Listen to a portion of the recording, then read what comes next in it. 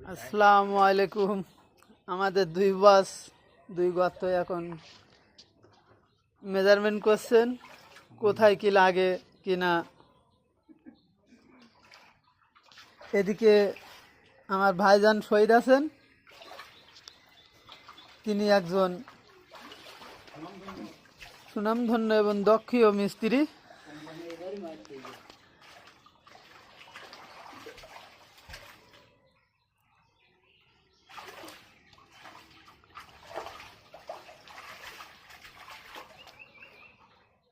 তিনি ভালো কাজ করতে পারেন।